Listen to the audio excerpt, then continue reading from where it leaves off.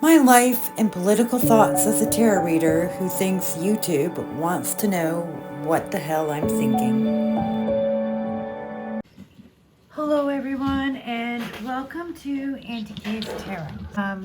Today I am joining in on the tarot tag my most beautiful decks. And I've surrounded myself here with piles of my most beautiful decks. I decided cute. I have so many cute decks that I love, but cute wasn't what I was going for. I was going for art that I loved for the art of it. And of the decks that I made, and I love their artwork and think they're gorgeous, and I'm so impressed with myself in various ways. But I think the one that I think fits beautiful is my Marseille Prendre Vie. The backs on these ones are beautiful and classy. And I changed the white backgrounds of the Marseille into photographs, and then I drew on top of the photographs electronically on my tablet. And I think they're beautiful. And especially in the pips. I mean, the others are as well. And I think the photographic backgrounds really enhance the style of it. But I think the pips are something special in this deck. And they aren't always. They can be, but they aren't always, and I put effort into making them beautiful and have something to say as well. The Gentle Tarot.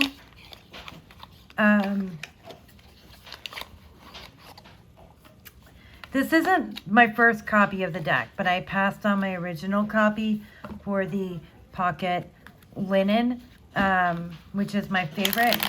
I've had the Rose Petal and the original, but the Pocket Linen is absolutely my favorite. So I pass on the beauty of this deck to others. The backs are gorgeous, absolutely gorgeous. Love the seashells. I love brown. I love brown because my favorite colors are brown and turquoise and pink because it reminds me of the ocean. Okay. The artwork in this deck, and it's an indigenous deck, is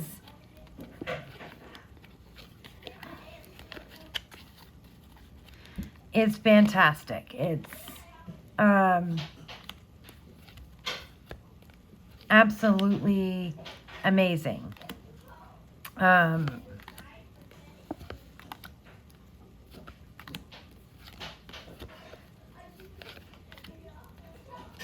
It's beautiful. It's gentle. The art is beautiful and gentle, and I love it.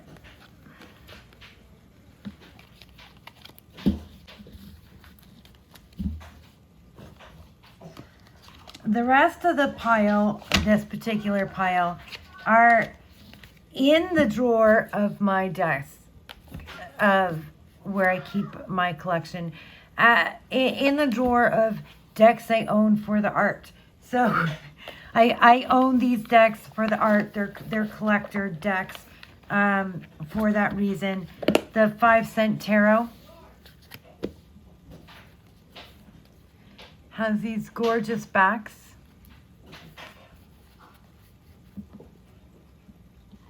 And I wish the keywords were bigger, because if you're going to give me keywords and in an animal deck, that's why I got it, then make them bigger for me, please. Okay, so I think this deck is gorgeous, beautiful. And this is probably one of my favorites, the turtles all the way down for the tower. Um, it's beautiful and quirky, and I really love it. There's something about it that just has a certain vibe, and an aesthetic that I like for a tarot deck. The Next World Tarot. There's so much artistic detail in these cards that you can do a one card reading and just dig into the image and the world in each card. They're part of a future utopia. Somewhat is desolate, but getting to utopia might be at times harsh, brutal realities in a world that's somewhat a little bit better, where we're all a little bit stronger than we perhaps are in the real world.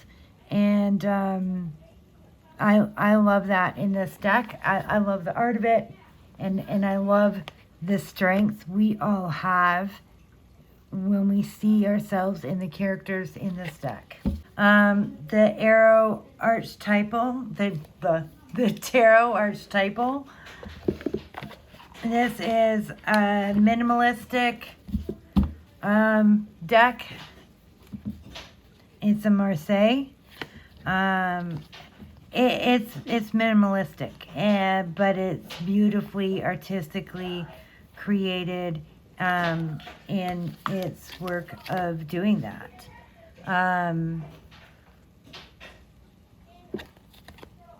And it's got a very modern vibe to it.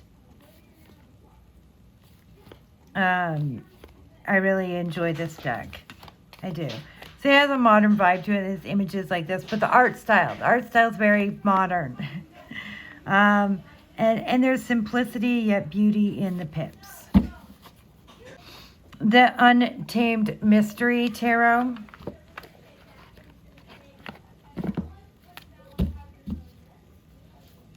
Oh, somehow we're...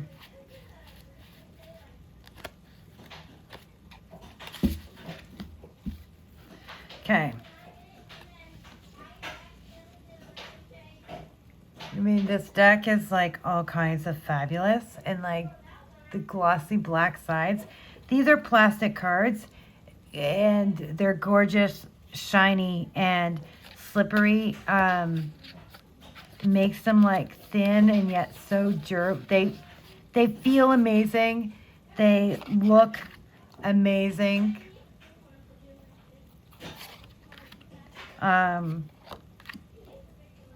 It's an absolutely gorgeous deck. The deck carries with it its own symbolism within the art that is described in the guidebook, and the symbolism is consistent throughout the deck, and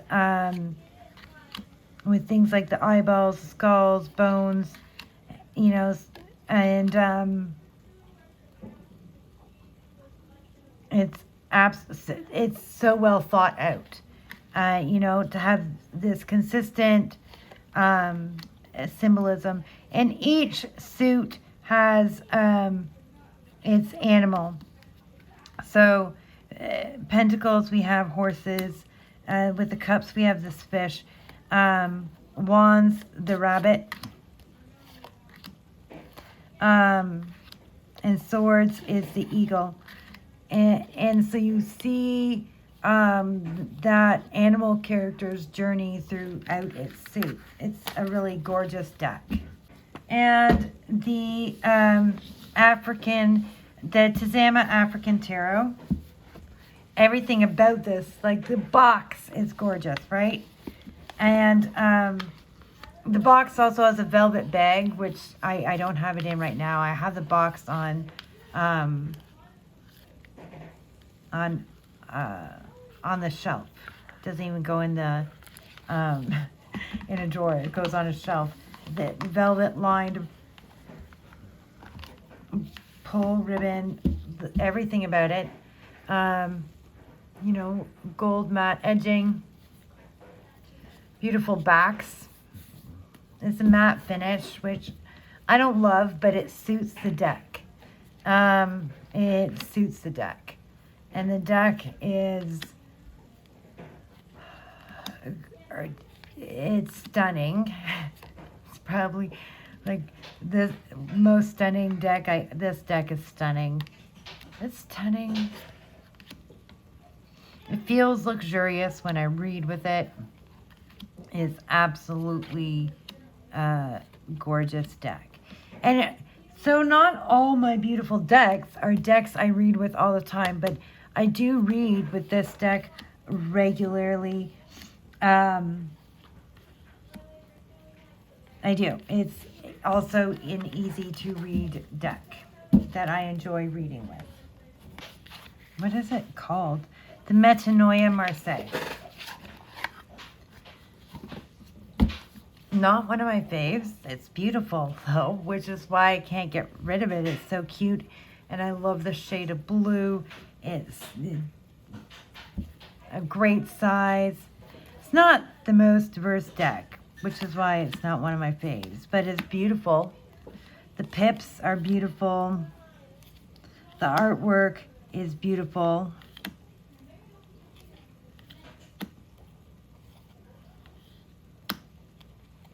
And then I pull it out to use it, and I do for a couple days, and then I put it back, because when a deck's not diverse, I can get bored with it pretty quickly, like within a few days.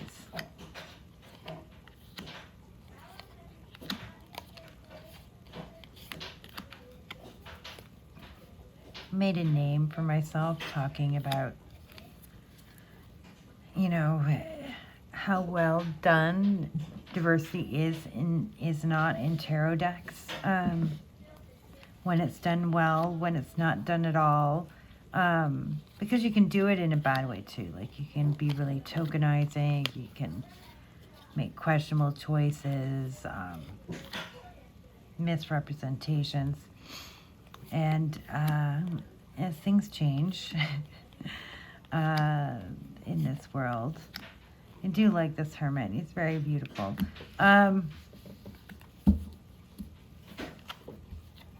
Even politically inclined people seem more and more comfortable with mostly white decks, and even all white decks. And in a time when you can get more diverse decks that are mass market, although don't always love the ones they choose to take to mass market, or the changes they've made to put them into mass market. So then we get accustomed to buying the mass market decks instead of the indie decks. And then we're like, well, you know, but this wasn't a very well done diverse deck, so I'll just get the well done white deck. I think that is happening. All right, 4 Covens playing cards. It is really beautiful art, but the designations in the suits was confusing for me. I tried putting in my own keywords, because the guidebook, I thought the guidebook sucked, to be honest. But that didn't really help. So the aces and the courts have really beautiful, gorgeous art in them.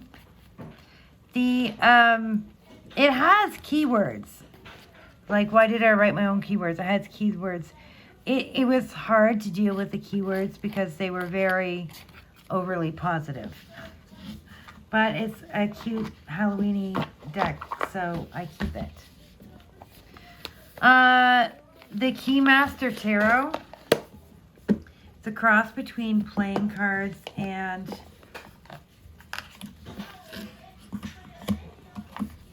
the Keymaster Tarot is a cross between playing cards and Marseille. Although some of the gilding is kind of hard to see unless you got great lighting. I have pretty good lighting on this table.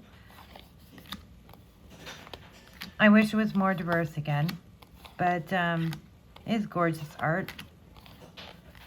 It is why I keep it. I have my own playing card deck, my own Marseille deck, some other really good Marseille decks.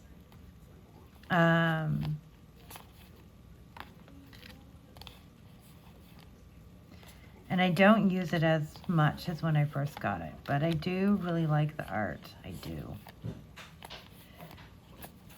I do like the combination of playing cards and Marseille, actually. I should put it back on my table again. It is a gorgeous deck. Actually, I have a really good fall feel to it, doesn't it?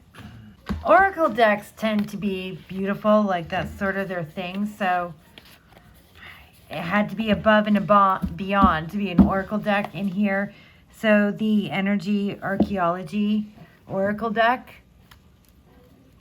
is amazing art. Really amazing artwork.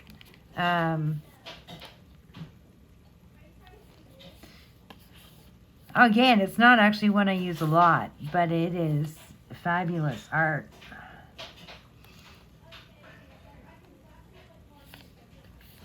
Should pull it out for the fall season again.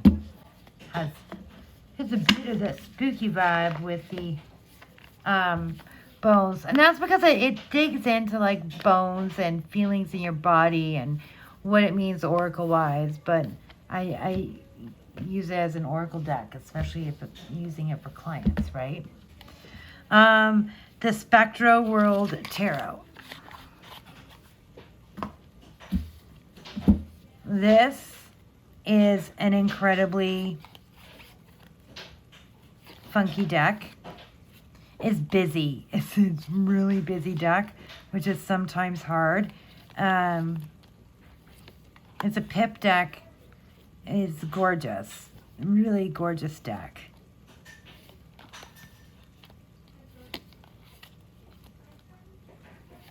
Whoops.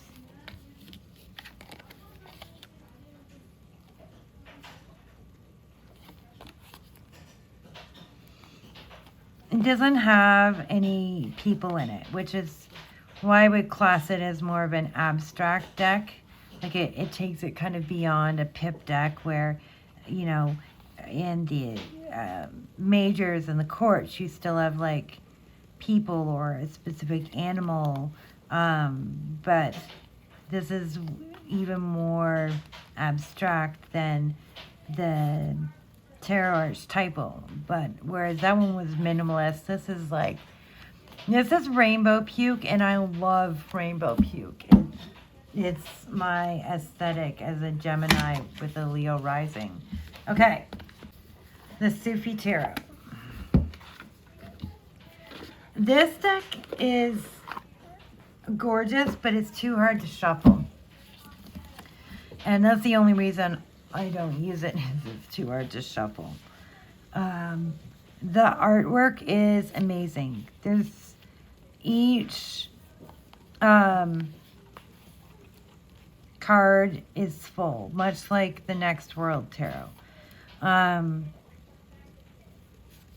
It's like full-fledged imagery art piece for every card. But it is so hard to shuffle. It's thick, right? Like it's got to be a 350. It's really thick. And it's oracle size. If it's oracle size, you can shuffle a thick oracle deck when you've got 40 cards. But when you have 78 cards, you cannot. I love that it's an older couple for the Two of Cups. Although I frequently read Two of Cups as a less developed romance, but you know, you can be old and fall in love too.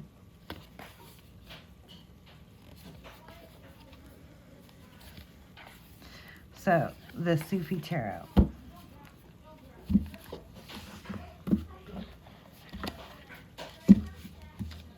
Like, look how thick that is. It is so thick. That is too thick for a deck.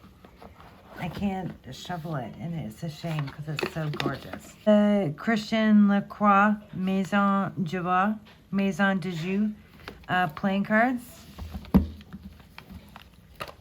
They're the same, so you don't really need to see both.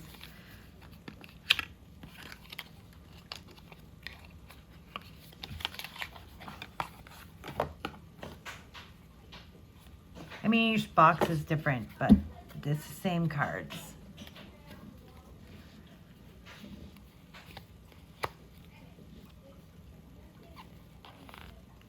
It is definitely abstract. Like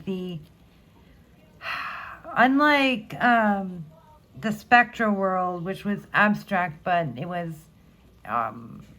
relevant to the card. This isn't relevant to the card. It's just art.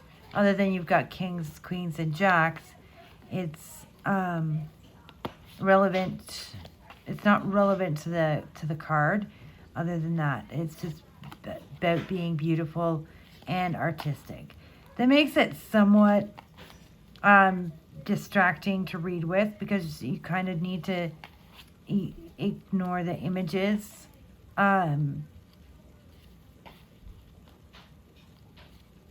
And go with the system, because you can't always use the images either, right? Otherwise, like with some of my cards with images, I will just go with the imagery and not a system.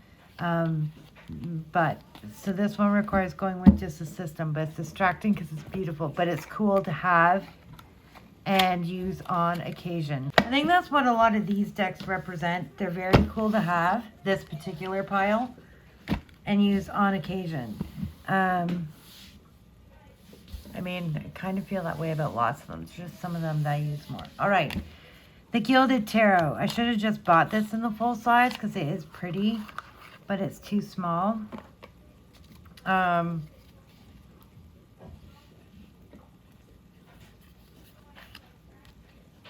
It's very white, but it's so small, like you can barely see the images. So I think if I had bought it in full size, I probably would have been like, why did I get this deck? Whereas instead I'm like, oh, they're too tiny to see, but it's this pretty little fantasy world. But it's still pretty art. And if this deck had been more diverse after enjoying the art style, I would have bought it in full size. But I did not, so. This one will make you question how random it is that I say you can or can't use the images. This is the Natural Symphony playing cards. They're beautiful. I do find I can sometimes use the imagery. And yes, not so distracting that if I'm just relying on the numbers and the system, I can. It's beautiful and well done. Pink Sugar is definitely a modern style deck, Lenormand deck. And I said I wasn't doing cutesy, and this is borderline, but the Pink Sugar has this gold on the pink lace background, and it's a beautiful deck. It's really pretty. Divine Diversity Tarot deck.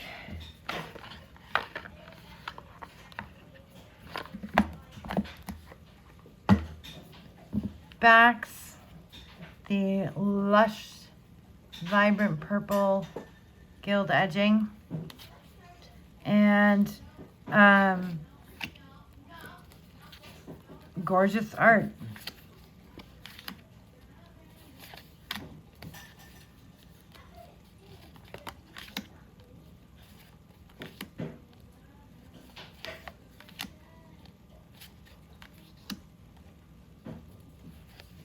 Everyone in the deck is beautiful and muscular, and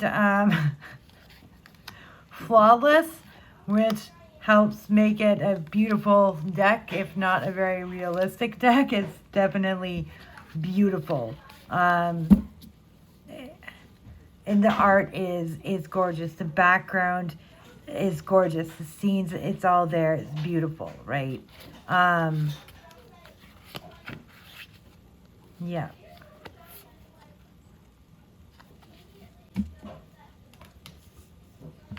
Oh yeah, probably the one card where you don't have perfect bodies, but still somehow beautiful. Dream Vision Tarot.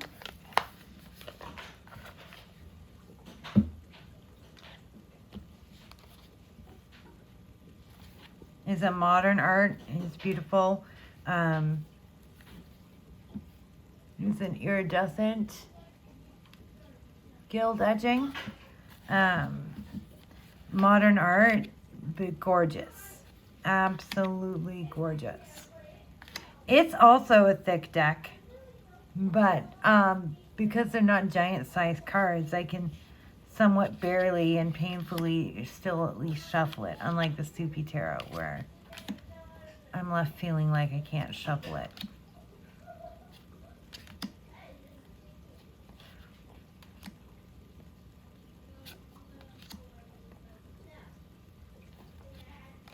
The artwork in this deck is amazing and brilliant, and like, look at that, right? Like, you've got this devil figure, but you've also got like these faces, right? Like, amazing art, like just amazing. How can you not be impressed? Like, wow, just wow, right?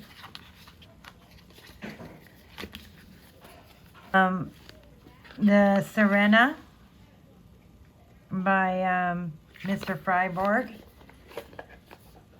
Once I saw he was doing a mermaid deck, I waited. I was like, I'm waiting for the mermaid deck. Beautiful. Again, another gay male artist, so these perfect muscular bodies is like a thing.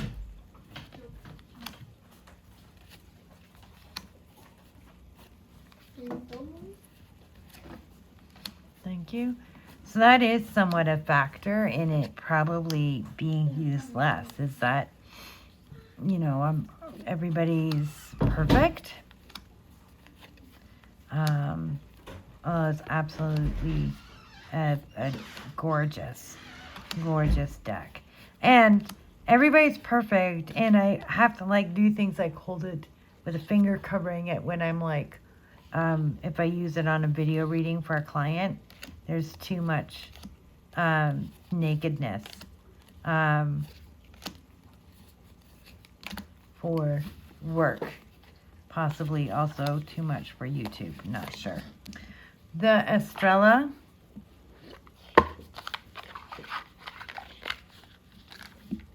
The colors on this deck are my jam.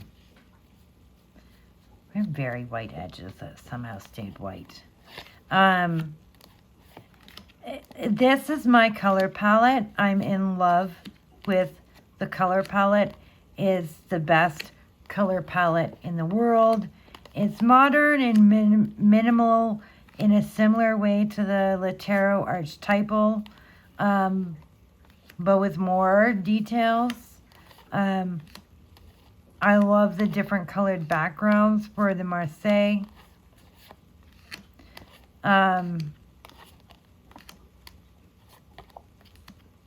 It's a gorgeous deck. It's so fun. I love the characters in this deck. I love the pips. It's beautiful. It's my style. I think even if I didn't read Marseille, I would want this deck for the art. I love, love, love the art in this deck. Okay. And last one is the Rana George Lenormand.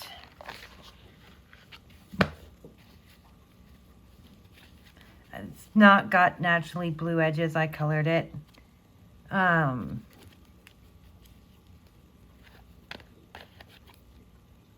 I like a Lenormand that's got the tip insert, which is why on mine I also have the pip inserts.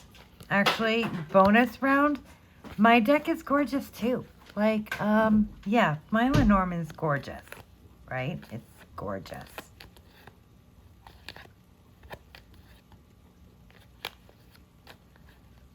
Okay.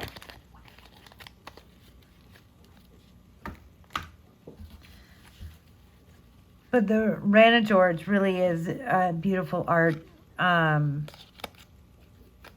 She hired an artist and told the artist like what to create, and shows images from Lebanon, where she is indigenous to, and